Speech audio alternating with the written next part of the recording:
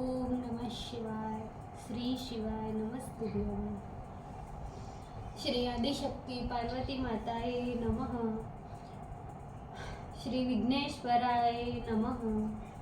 श्री लक्ष्मी नारायणे नमः। श्री सरस्वती ब्रह्माय नमः।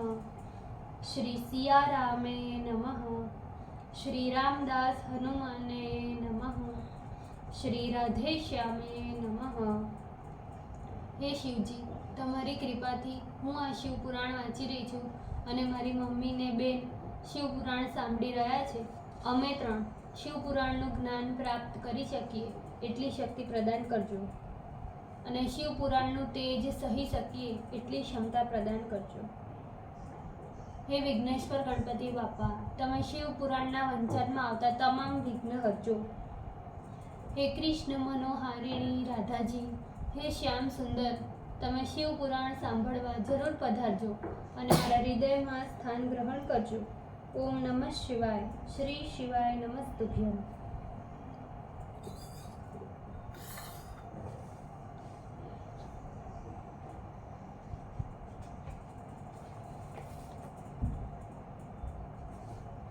त्रयोविंश अध्याय, पेज नंबर 1245.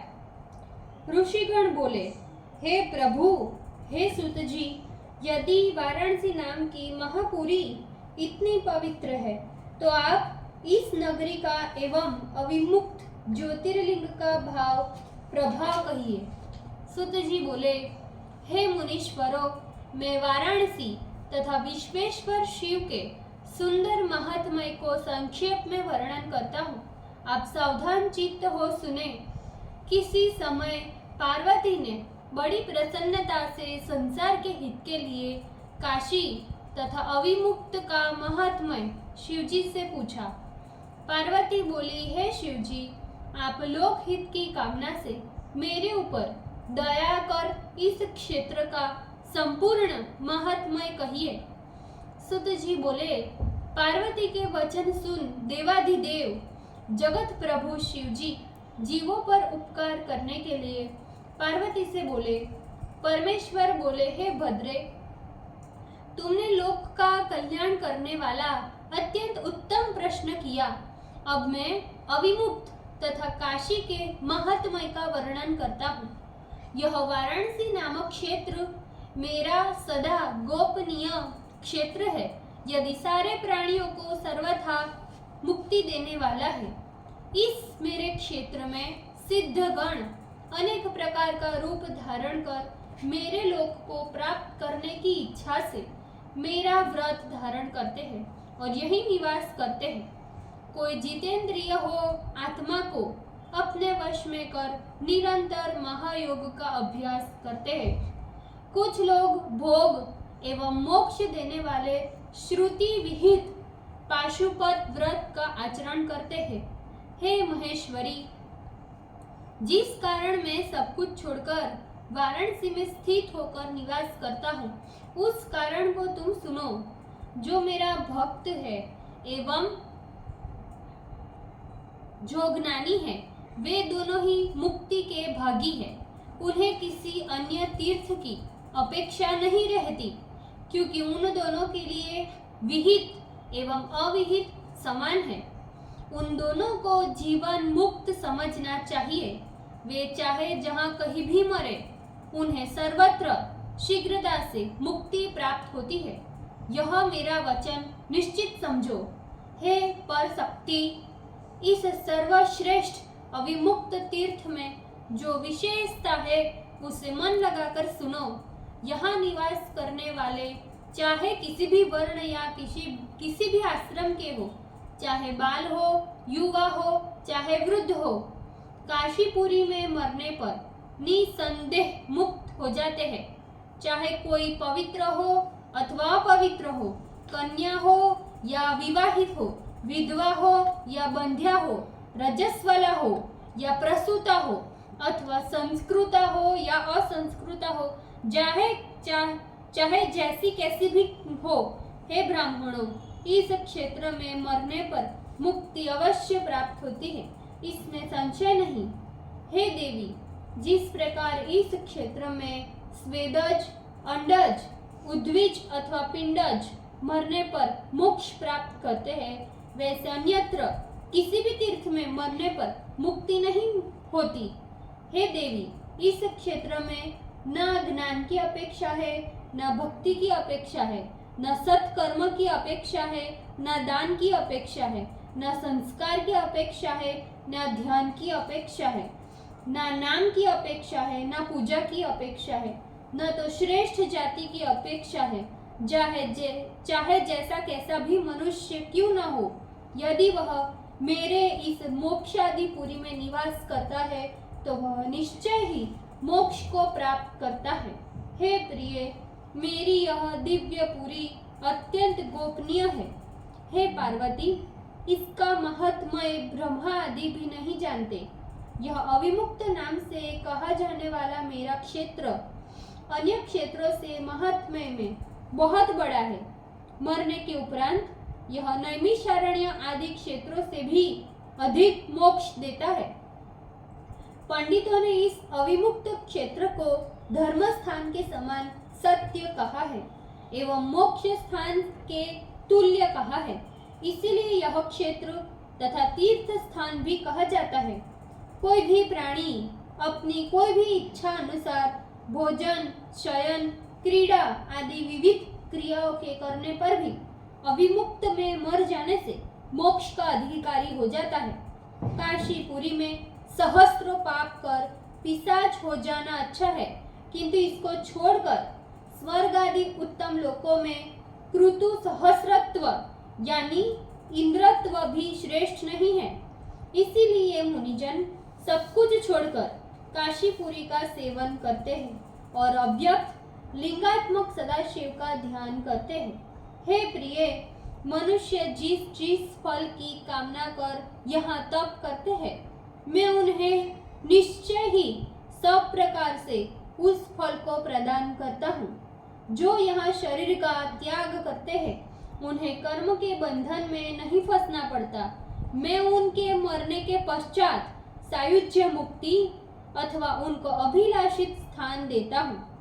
देवताओं तथा ऋषियों के सहित ब्रह्मा, विष्णु, सूर्य एवं अन्य महात्मय गण यहाँ रहकर मेरी उपासना करते हैं। जिसका चित्त निरंतर विषयाक्त है एवं जिसकी धर्म में रुचि नहीं है, ऐसा पुरुष भी यदि इस क्षेत्र में मरता है तो वह भी पुनः संसार में नहीं आता।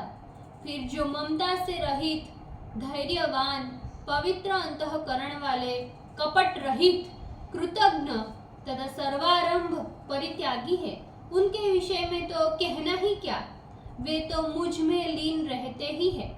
योगी पुरुष सहस्त्र जन्म लेने के पश्चात मुक्ति प्राप्त करता है, किंतु यहाँ तो मरने मात्र से मनुष्य परम मोक्ष प्राप्त कर लेता है। हे पार्वती, यहाँ पर मेरे भक्तों ने अनेकों लिंग स्थापित किए हैं जो कामनाओं को पूर्ण करने वाले एवं मोक्ष देने वाले हैं। यह काशी क्षेत्र चारों ओर से 5 कोस तक विस्तृत है।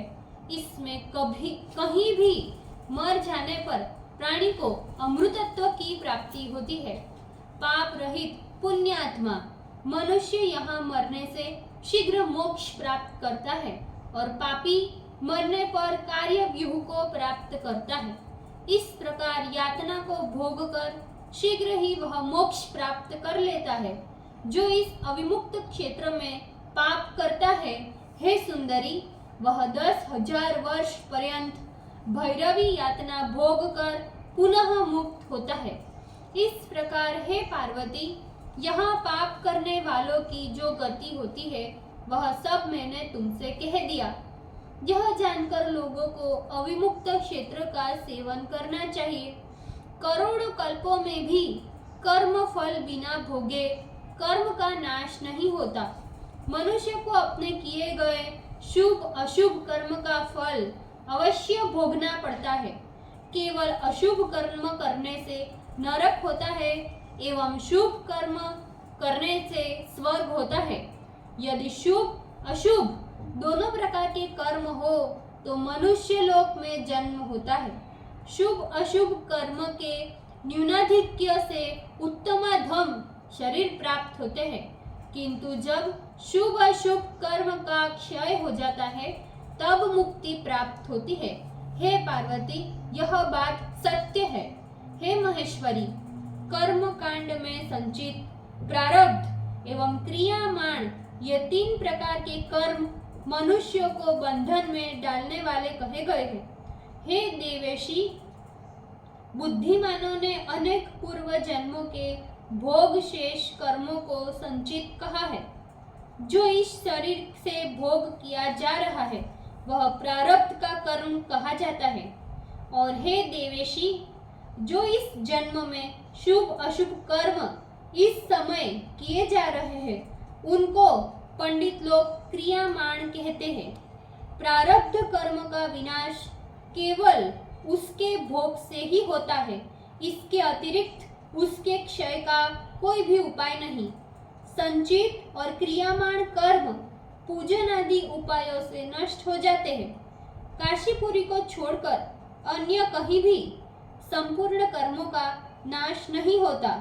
सभी तीर्थ सुलभ है किंतु काशीपुरी दुर्लभ है।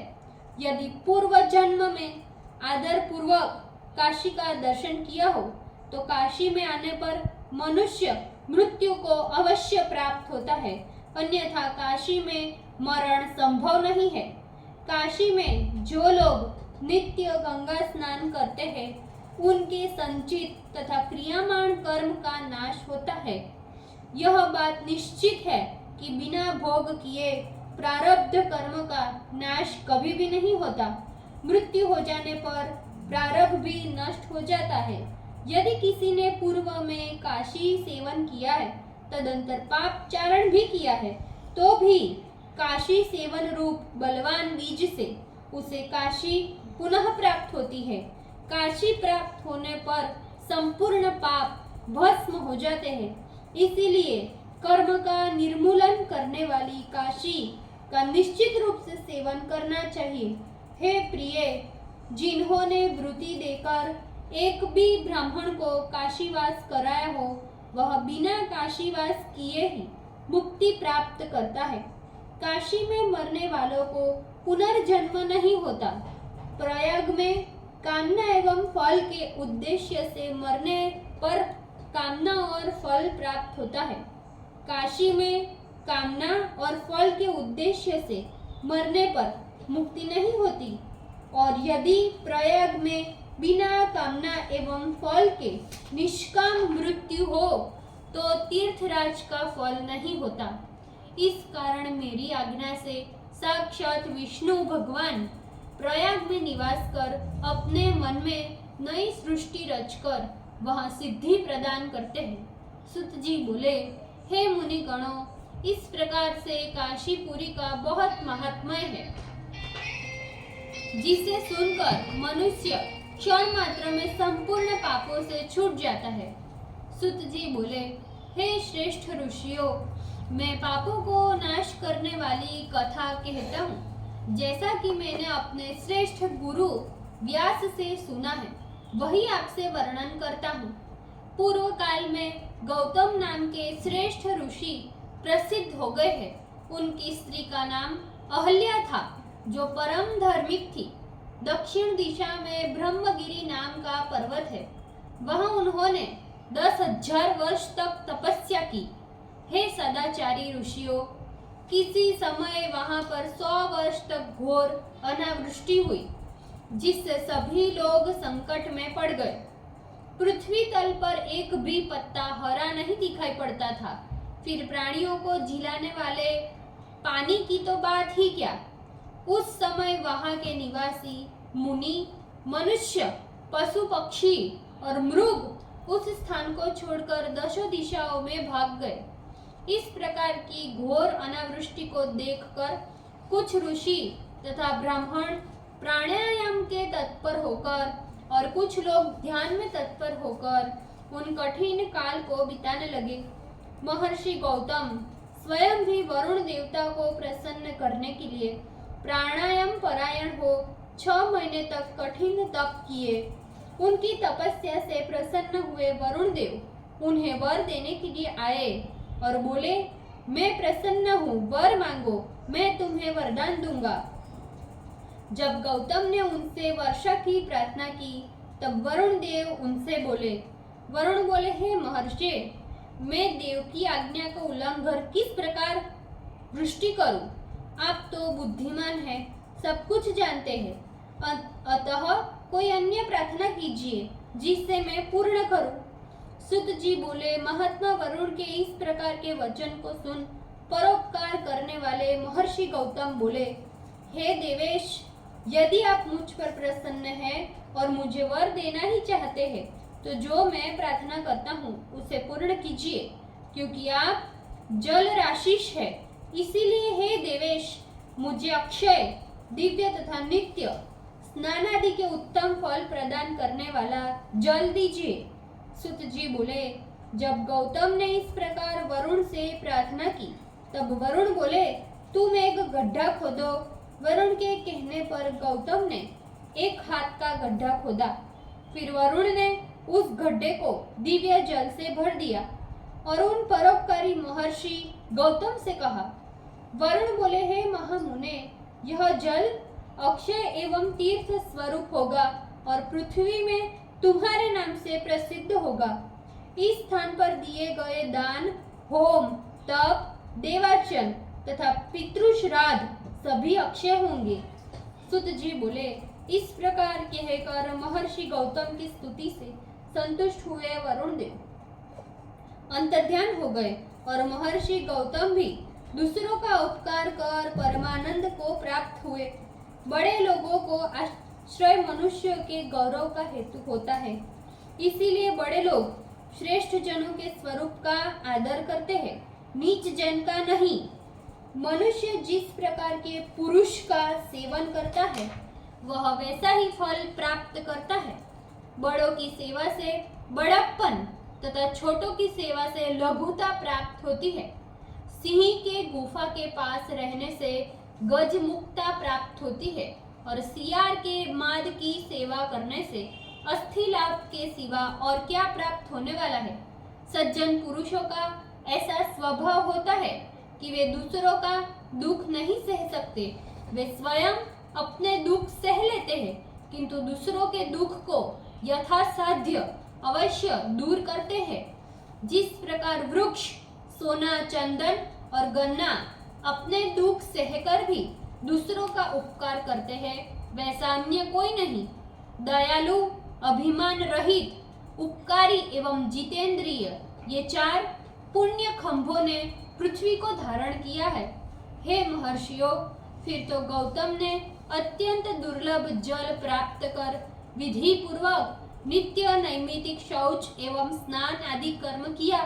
तदपश्चात मुनीश्वर ने व्रीहि, यव, निवार आदि अनेक प्रकार के धान्यों को हवन करने के निमित्त पृथ्वी में बोया, जिससे नाना प्रकार के धान्य, अनेक प्रकार के वृक्ष, भिन्न भिन्न प्रकार के पुष्प एवं फल आदि अनेक वस्तुएं उत्पन्न हो गई। इस समाचार को सुनकर वह और भी सहस्त्रों ऋषि, अनेक पशु पक्षी एवं अनेक प्रकार के जीव आए।